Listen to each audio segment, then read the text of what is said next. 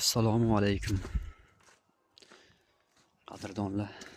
Birinchi olgan videoyimda ko'pchilik so'rabdi, ko'mgandan keyin ham videoga oling deb.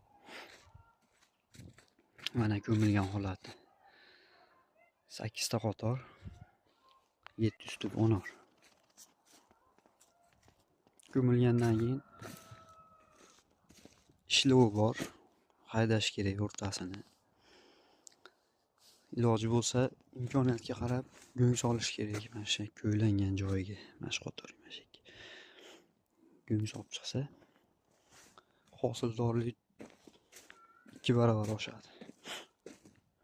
Bu tomonda ham bor 80 tub. Bu boshqa sort.